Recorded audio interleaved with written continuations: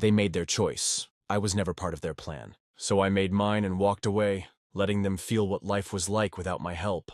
But when my mother finally begged me to come back, I never expected to see what I did. I sat at the dining table, the letter trembling in my hands. My parents' will. I had always assumed that when the time came, everything would be split fairly between my brother and me. It was the logical thing, the right thing.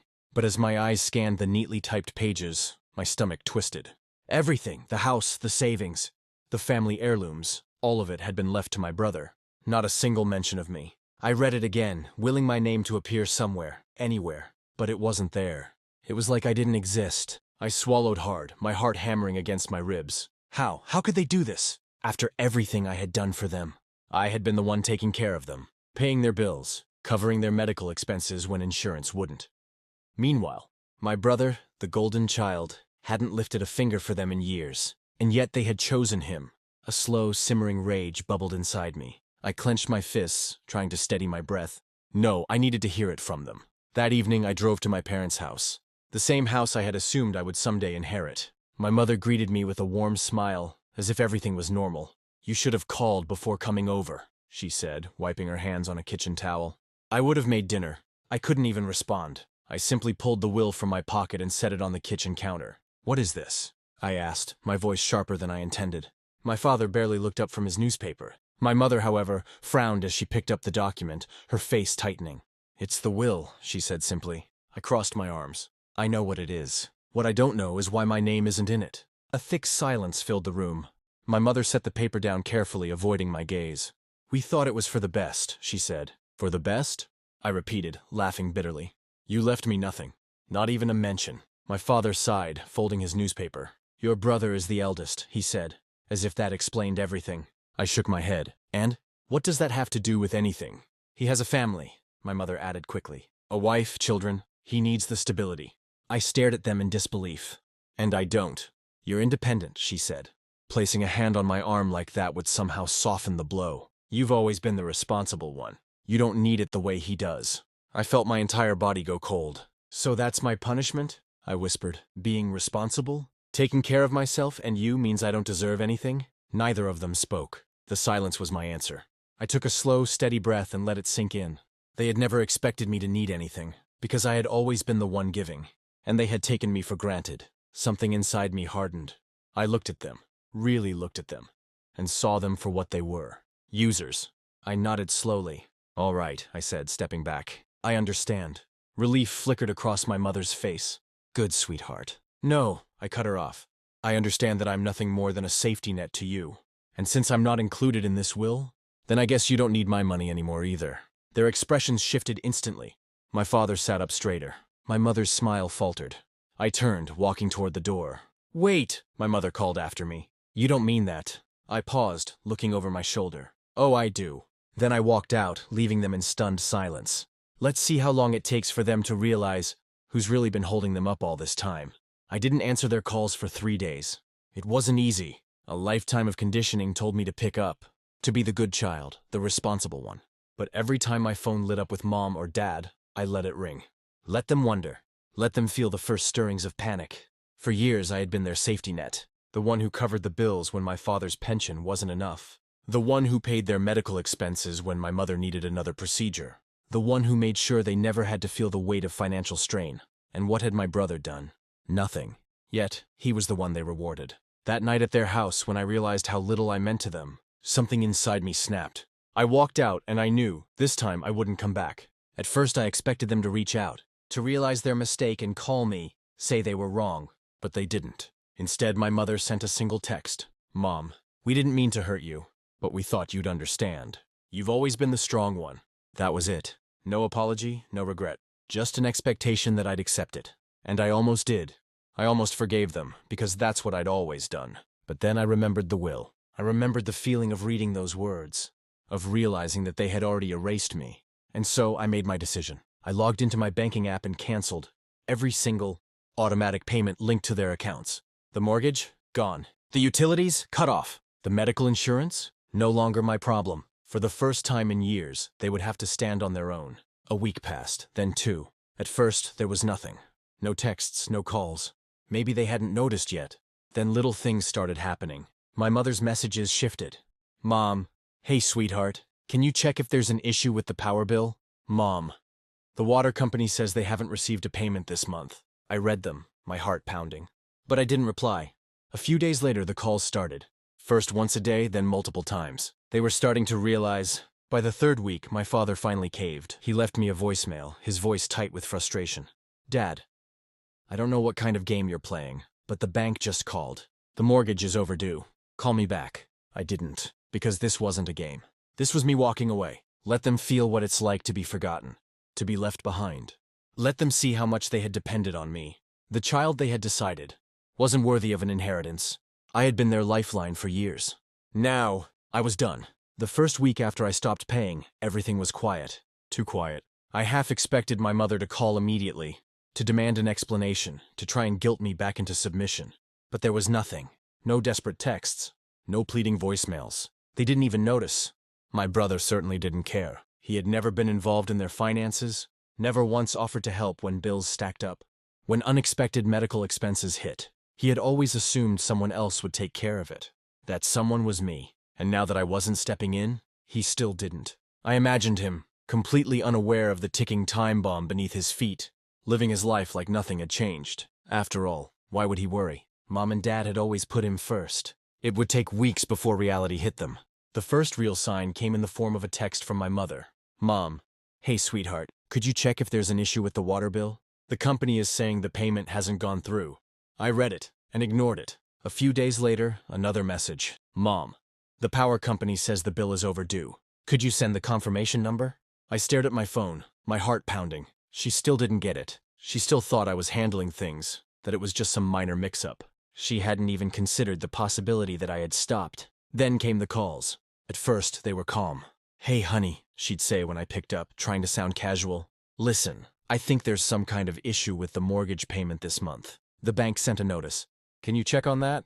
I kept my voice steady. I didn't pay it. Silence. Then a forced chuckle. What do you mean?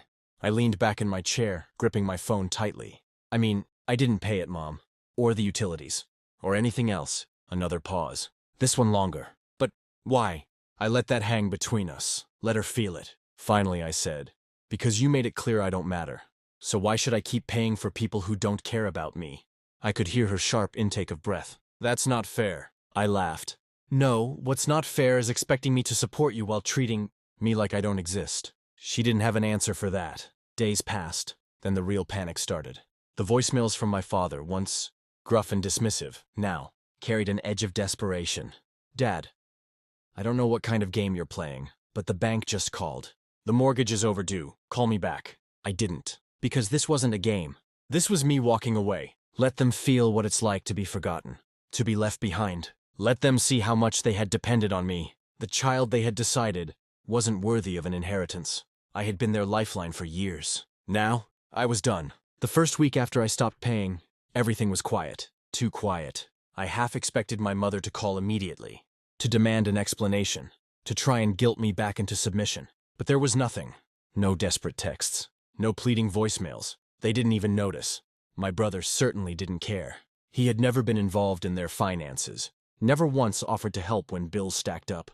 When unexpected medical expenses hit, he had always assumed someone else would take care of it. That someone was me. And now that I wasn't stepping in, he still didn't. I imagined him, completely unaware of the ticking time bomb beneath his feet, living his life like nothing had changed. After all, why would he worry? Mom and Dad had always put him first. It would take weeks before reality hit them. The first real sign came in the form of a text from my mother. Mom, hey sweetheart, could you check if there's an issue with the water bill? The company is saying the payment hasn't gone through. I read it and ignored it. A few days later, another message. Mom, the power company says the bill is overdue. Could you send the confirmation number? I stared at my phone, my heart pounding. She still didn't get it. She still thought I was handling things, that it was just some minor mix-up. She hadn't even considered the possibility that I had stopped. Then came the calls. At first they were calm. Hey honey, she'd say when I picked up, trying to sound casual. Listen, I think there's some kind of issue with the mortgage payment this month. The bank sent a notice. Can you check on that? I kept my voice steady. I didn't pay it. Silence. Then a forced chuckle. What do you mean? I leaned back in my chair, gripping my phone tightly. I mean, I didn't pay it, Mom, or the utilities, or anything else. Another pause. This one longer. But why? I let that hang between us. Let her feel it. Finally, I said, because you made it clear I don't matter. So why should I keep paying for people who don't care about me? I could hear her sharp intake of breath. That's not fair. I laughed. No. What's not fair is expecting me to support you while treating me like I don't exist. She didn't have an answer for that. Days passed. Then the real panic started. The voicemails from my father, once gruff and dismissive, now carried an edge of desperation. Dad, I don't know what kind of game you're playing, but the bank just called. The mortgage is overdue. Call me back. Another message, a few days later. Mom, sweetheart, we need to talk. The power is getting shut off. I don't know what's happening, but please, just call me. And still I waited, because I wasn't ready to listen, not yet. They hadn't hit rock bottom, but they were getting closer. It had been almost a month since I stopped paying. At first, they had treated it like a temporary inconvenience, a mistake that could be corrected. My mother's messages had been light, almost dismissive, like she was sure I'd come around. But now the cracks were fully showing.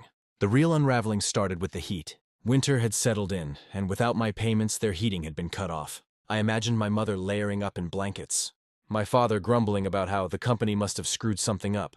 Except there was no company mistake. Just them, finally feeling the weight of what they had done. Then came the water. No running faucets, no warm showers, no stability. And through it all, where was my brother? Nowhere. The golden child who had inherited everything was suddenly too busy to help them. He didn't pick up their calls, didn't answer their texts, didn't send a single dollar to help them survive the mess they had created. And the best part? I knew this was exactly how they had raised him. They had spent years catering to him, spoiling him, making him believe the world would always take care of him. Now, for the first time, they were seeing the truth, and I let them. By the 4th week, my father was breaking.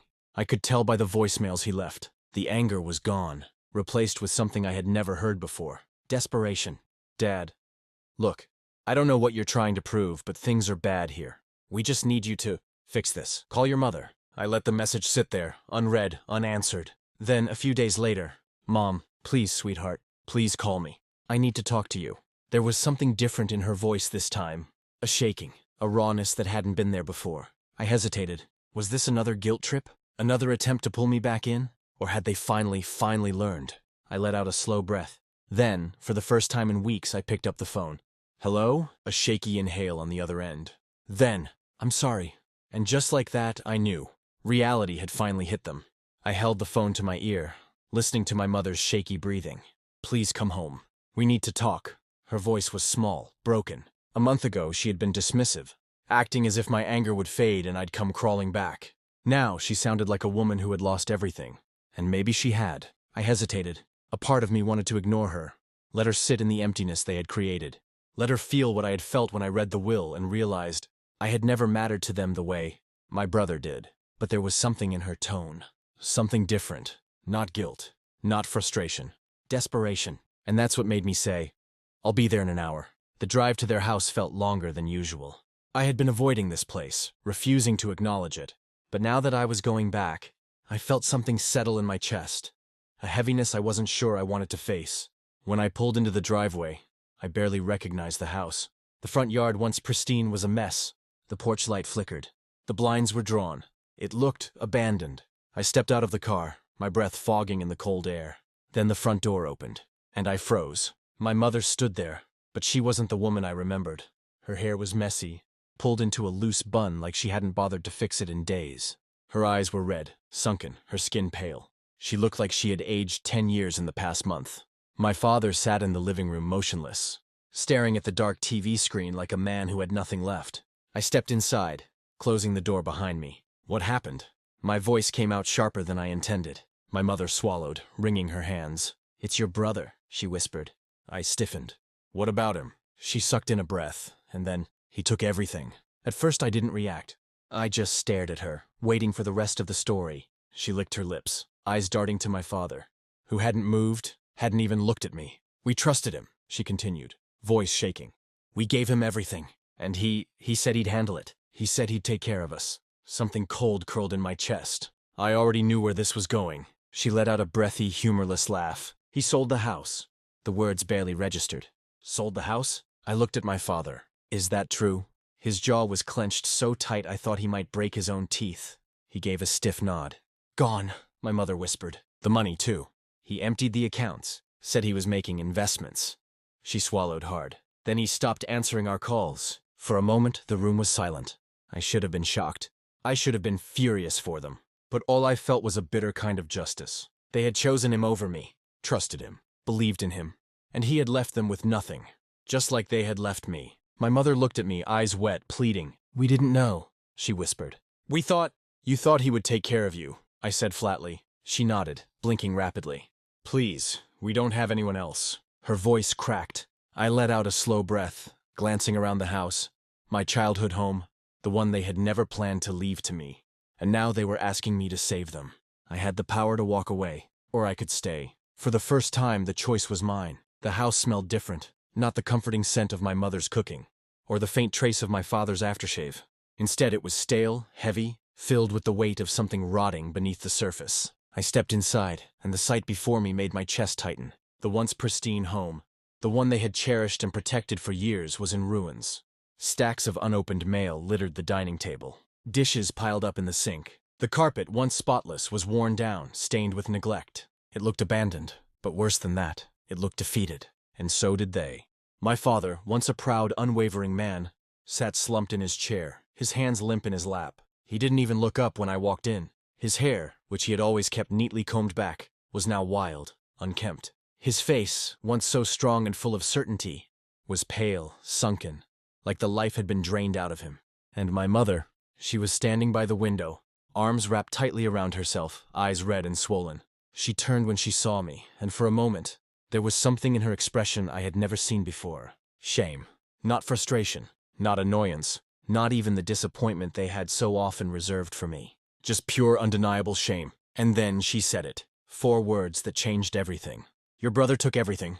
I didn't react. Not at first. I let the words sink in, slow and deliberate, like they were trying to find a place to settle inside me. She wiped at her face, as if she could erase what had happened with trembling hands. He said he would take care of things, she whispered. He told us he had a plan. I inhaled sharply. What kind of plan? She let out a bitter, hollow laugh. An investment opportunity. Something about flipping properties. He convinced us to sign over the house, the savings, everything. My father finally spoke. His voice was hoarse, raw. He lied. I turned to look at him. And you believed him. He flinched. You thought he was the responsible one. You thought he deserved it, that he'd be there for you. The silence that followed was louder than any admission of guilt. My mother reached for me, her hands shaking. We're going to lose the house. Her voice cracked. We don't have any money left. We don't have anywhere to go. I could hear it now, the truth beneath her words. She wasn't just telling me what had happened. She was begging. Begging me to fix it. Begging me to undo the damage, the betrayal, the mistake they had made. They had cut me out of everything. But now, I was the only one left. I should have felt vindicated. I should have felt some sense of justice knowing that the son they had chosen had left them with nothing. But all I felt was tired, because the truth was crashing down on all of us. And now, I had to decide if I was going to catch them, or let them fall. I stood in the dimly lit living room, the weight of their betrayal still fresh. They had placed their trust in my brother, the favored son, only to be left destitute. Now they turned to me, the son they had overlooked, for salvation. My father, once a pillar of strength, now sat hunched, his spirit broken. My mother, her eyes swollen from tears, whispered apologies, her voice trembling. They pleaded for forgiveness, for assistance, for a chance to make things right. Whirlwind of emotions surged within me. Anger for their favoritism, hurt from their disregard. Yet beneath it all, a lingering love that refused to be extinguished. I realized that for the first time, I held the power to forgive or to walk away, to rebuild our fractured relationship, or to let it crumble into oblivion. Taking a deep breath, I made my decision, not out of obligation, but from a place of compassion. I would help them, but with clear boundaries, ensuring that the past would not repeat itself. In that moment, I reclaimed my agency. The dynamics had shifted, and as we embarked on this path of healing, I knew that our future would be different. Not defined by past mistakes, but by the choices we made moving forward.